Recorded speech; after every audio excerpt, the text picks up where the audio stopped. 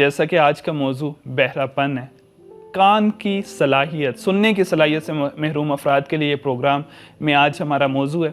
हमारे साथ आज एक मेहमान मौजूद हैं, डॉक्टर मेहदी खान पाकिस्तान से हमारे साथ मौजूद हैं। हम उनसे कुछ सवालात करेंगे। आप ENT स्पेशलिस्ट हैं, पाकिस्तान के अंदर प्रैक्टिस भी कर रहे हैं, काफ़ी मारूफ डॉक्टर हैं। जी अस्सलाम वालेकुम डॉक्टर साहब, आपको मेरी आवाज़ आ रही है? जी अस्सलाम वालेकुम, क्या हाल है? आप ठीक हैं मेरे भाई? जी अल्लाह का शुक्र। सबसे पहले मैं आपकी खिदमत में सलाम पेश करता हूँ, प्रोग्राम नसीम ज़िंदगी की सारी टीम की तरफ से सलाम पेश करता हूँ और आपको बहुत ज़्यादा शुक्रिया अदा करता हूँ कि आप प्रोग्राम में आए। जी बड़ी मेहरबानी, थैंक यू, आपने हमें इनवाइट किया। और आपका डॉक्टर एजाज साहब ने मुझे हुक्म किया आपकी इस अच्छी सोच के बारे में कि जी आप एक प्रोग्राम है जो अवेयरनेस प्रोग्राम है। वैसे भी मैं नाक कान गले के ऊपर यहाँ जो लोकल टीवी है या लोकल रेडियो है उसके ऊपर मैं बात करता रहता हूँ। वन से भी हफ्ते में एक दफ़ा या सम टाइम 4 से 9 ये अपनी मसरूफियत ना भी हो तो फिर इस बहरहाल आपका बड़ा शुक्रिया, बड़ी मेहरबानी, आपने हमें इस काबिल समझा और मैं इधर आ गया। मेरा नाम जी डॉक्टर साहब आपका बहुत ज़्यादा शुक्रिया। डॉक्टर मेहदी खान। जी डॉक्टर साहब आपका बहुत ज़्यादा तो शुक्रिया। आप को जैसा कि मैंने बताया कि आज प्रोग्राम का जो मौजू है वो बहरापन है, वो अफराद जो कान की सलाहियत से महरूम हो जाते हैं। एक और चीज़ मैं आपसे दरख्वास्त करना चाहूँगा कि आप थोड़ा सा पीछे अगर हो जाइए। अब बिल्कुल चांद की तरह रोशन आ रहे हैं, खूबसूरत आ रहे हैं। जी डॉक्टर साहब, मैं जैसा कह रहा था कि आज का जो मौजू है वो बहरापन है, तो मैं आपसे पहला सवाल करना चाहूँगा कि कितना आम है बहरापन लोगों के अंदर, अफराद के अंदर, बच्चों के अंदर? देखें, अपना योर गुड नेम? जी मैं सैयद अली कुमैल शाह। डॉक्टर कुमैल। जी जी। हाँ शाह साहब, बात ये है कि इस मुल्क में हमारे जो पाकिस्तान में, इसमें आपको पता है कि फिगर स्टैटिस्टिक्स के ऊपर लोगों को इतना पता नहीं है। अदरवाइज एक अगर कैटेगराइज करें कि चिल्ड्रन में क्या परसेंटेज है, ये कॉमन एक क्या परसेंटेज है, तो ये जो बुजुर्ग लोग हैं, जो बड़ी उम्र के लोग हैं, और एक उनके अंदर ये हेयरिंग लॉस कितना है और उसकी क्या वजूहात हैं या उसकी क्या इफेक्ट्स हैं, ये विद पैसेज ऑफ टाइम जैसे जैसे हम आगे चलते जाएंगे वो डिस्कस करेंगे। तो जो बच्चे हैं उनके अंदर ये कॉमन कितना है, एक होता है कंजेनिटल लॉस, एक होता है एक्वायर्ड लॉस। तो कंजेनिटल होता है कि वो कहाँ से ये उसके पेरेंट्स में एक बीमारी होती है, मोरूसी जिसको आप कहते हैं, इनहेरिटरी ट्रांसमिशन उसको हम कहते हैं।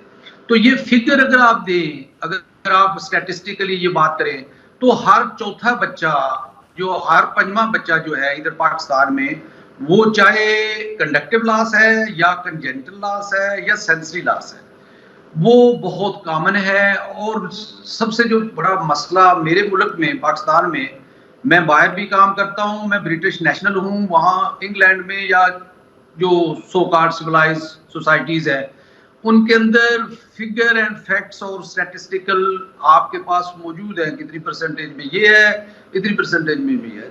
तो यहाँ ये इस तरह, और जिस इलाके में या जिस जगह पे मैं बैठा हुआ हूँ जहाँ हम काम करते हैं, आप ये कह सकते हैं कि हर 5 बच्चे के बाद कोई बच्चा इस लिहाज से हेयरिंग लॉस, वो उसका कंडक्टिव है, उसका सेंसरी है। डॉक्टर साहब अगर हर पांचवा बच्चा, जैसा कि आप बता रहे हैं, हर पांचवा बच्चा वो हियरिंग लॉस से यानी समात से महरूम है, तो क्या वजूहात क्या कुछ हैं उन बच्चों के अंदर, क्या वजूहात हैं? ये बड़ा अच्छा, बजाय इसके कि मैं खुद इसके ऊपर बात करता, आप मुझे गाइड करते जाएंगे, मैं इसको एक्सप्लेन करता जाऊंगा। बेसिकली जो बच्चों में प्रॉब्लम है, सबसे पहले मैंने बात किया कंजेनिटल।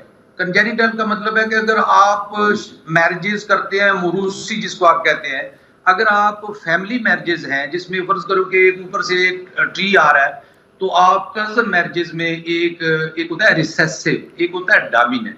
तो जेनेटिक लेवल के ऊपर जब प्रॉब्लम आता है recessive, it is not apparent कि आपको पता नहीं चलता, लेकिन 1000 में से एक बच्चा एक ऐसा आ जाएगा कि जिसके अंदर दोनों साइड से मोरूसी रिसेसिव जीन्स जब इकट्ठे हो जाएंगे तो बीमारी आपके सामने आ जाएगी। डॉक्टर साहब आम अफराद को अगर रिसेसिव या डोमिनेंट बोलेंगे तो उनको नहीं समझ लगेगी। अगर आम अल्फाज में ये रिसेसिव और डोमिनेंट हो तो क्या बोलेंगे इसको?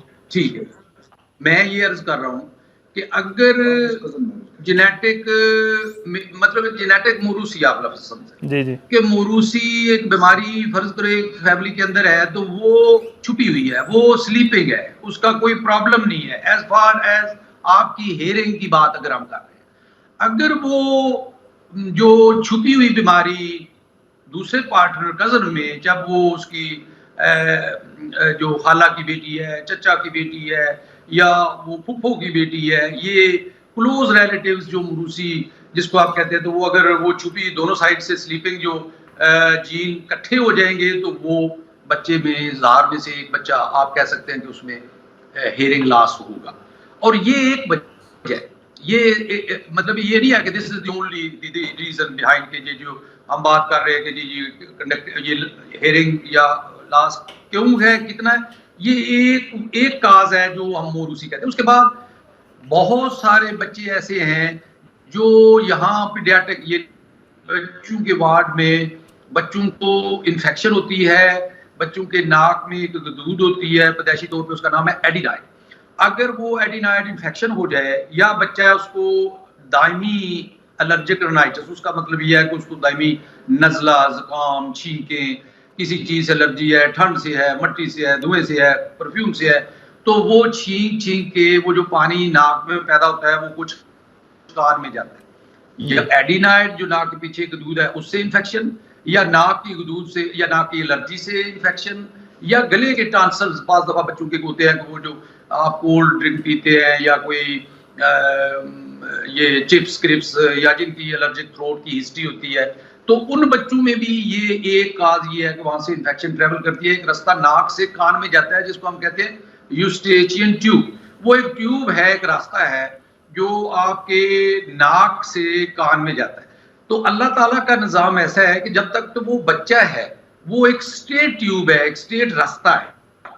लेकिन अल्लाह ताला जब वो इंसान बड़ा होता है तो वो जो ट्यूब है वो एंगुलेटेड होती है। एंगुलेटेड का मतलब यह है कि वो एस शेप बन जाती है, एक एंगल बना फिर दूसरा एंगल। देखे ना अल्लाह ताला का निज़ाम कि बजाय इसके कि बच्चों में डायरेक्ट अगर आपको इन्फेक्शन है तो वो एक ट्यूब से होती हुई डायरेक्ट कान के मटेरियल में जाएगी, वहां इन्फेक्शन करेगी, इन्फेक्शन से वो ओटाइटिस मीडिया, उसको हम कहते हैं सिक्रीटरी ओटाइटिस मीडिया, या उसको कहते हैं glue year, GLUE। Glue year का मतलब यह है कि उसके अंदर एक ऐसा कुछ थिक पानी इकट्ठा हो गया है जो पर्दे को जाम कर देता है, वो साकन हो जाता है, पर्दा हिलता है तो हम सुनते हैं। तो अगर उसकी आप एहतियात नहीं करते, काफी देर वो जाम रहता है अगर पर्दा, और वो जो फ्लूइड है, जो थिक सीक्रेशंस है, अगर वो उनकी आप उनको मैनेज नहीं करते, प्रॉपर उसको ड्रेनेज नहीं करते, it may lead to permanent damage. Permanent मतलब इसका मतलब डॉक्टर साहब आपने जो कंजेनिटल मोरूसी बताया एक, और फिर आपने बताया टॉन्सिल एडिनॉइड्स की वजह से, यूस्टेचियन ट्यूब के बंद होने जाने की वजह से, इन तमाम फिर इन्फेक्शन की वजह से, जो आपने अभी बताया कि यूस्टेचियन ट्यूब का, आप वो कान की मैल की बात कर रहे हैं जो वहां पर जाके फंस जाती है, उसकी बात कर रहे हैं? नहीं सर, नहीं नहीं नहीं नहीं, नहीं। अगर कान को आप देखें नेट पे तो कान के 3 हिस्से हैं। एक तो एक्सटर्नल ईयर जो आपको मेरा बाहर नजर आ रहा है, जी जी, एक इसके अंदर है मिडल ईयर, एक उसके अंदर है इनर ईयर जी।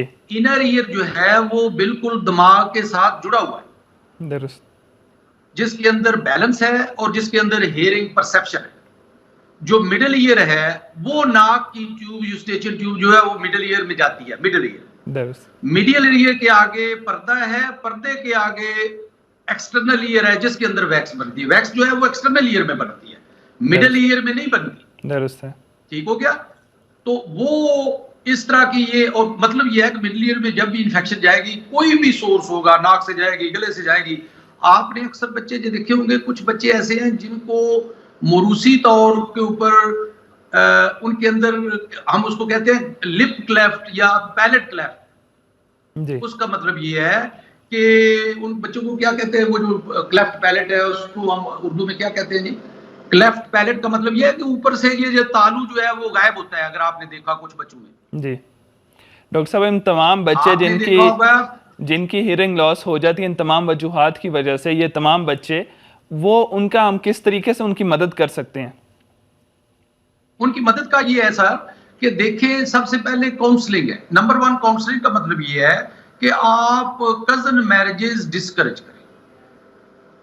ये बात देखिए ऑन मीडिया हम कर रहे हैं कि ये पत्नी कितनी एक्सेप्टेबल है या कितना इसमें मैं क्या कह रहा हूँ, लेकिन मैं जानता हूँ जो नॉलेज है, जो साइंटिफिक नॉलेज है, वो कजन मैरिजेस में ये ही है। उसका एक प्रॉब्लम ये है कि उसमें 1000 में से या 1500 में से एक ऐसा बच्चा होगा जो आपका इफेक्ट हो सकता है, तो आप काउंसलिंग कर सकते हैं।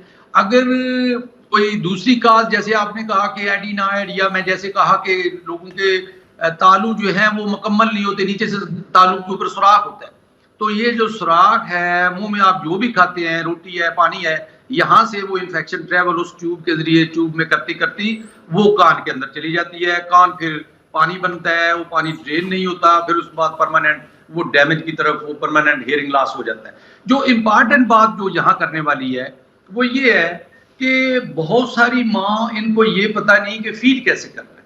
आप फीड प्रॉपर करें। जो प्रैक्टिकल बात यहाँ लोगों को फायदा सुन के वो ये है कि जितनी भी माँ फीड करती हैं, चाहे अपना फीड करती हैं, चाहे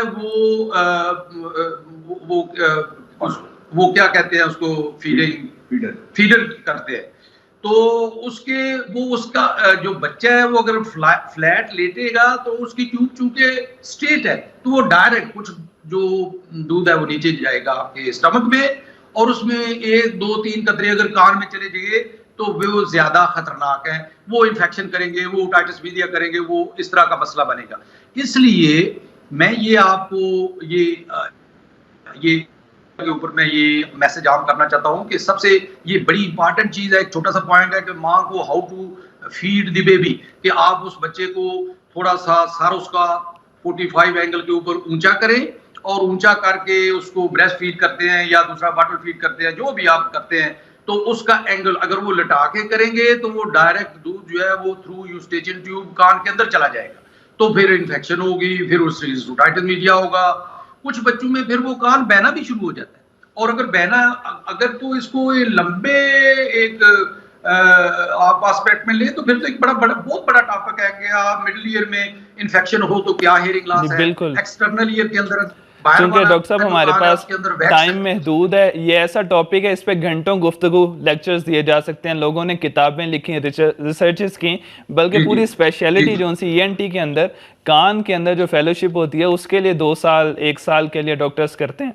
तो आखिर में मैं आपसे सबसे पहले ये कहना चाहूँगा कि डॉक्टर साहब, चूँकि हमारे पास टाइम काफ़ी महदूद है, ये मौजू इतना वसी है, इस पर जितनी बात की जा सके कम है। आपने काफ़ी अच्छे मैसेजेस दिए उन माओं को जिन माओं के बच्चे हैं, दूध पीते बच्चे हैं, उनके लिए, तो मैं आपका काफ़ी शुक्रिया अदा करता हूँ। टाइम महदूद था जिसकी वजह से इस मौजू के ऊपर काफ़ी ज़्यादा हमने खुलासे में बात की हमने, मैं आपका शुक्रिया अदा करता हूँ। जी बड़ी मेहरबानी, थैंक यू डॉक्टर साहब, शाह साहब, बड़ी मेहरबानी। नेक्स्ट टाइम भी अगर कोई इस तरह का हो तो हमारी सर्विस मौजूद है।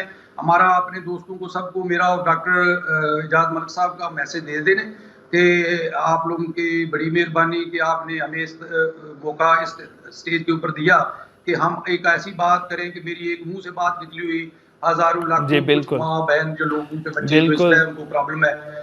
और एक आखिर में बात ये कहना चाहता हूँ कि जो बच्चे जिनके तालु कटे होते हैं वो फौरन उनकी सर्जरी होनी चाहिए ताकि वो बहरेपन से बच सके। ठीक हो गया, बहुत शुक्रिया डॉक्टर साहब, बहुत मुफीद गुफ्तगू थी। इंशाल्लाह फिर किसी और मौजू के साथ आपके साथ गुफ्तगू करेंगे। अभी मैं आपसे खुदाफिज़ी चाहता हूँ। खुदा हाफिज़।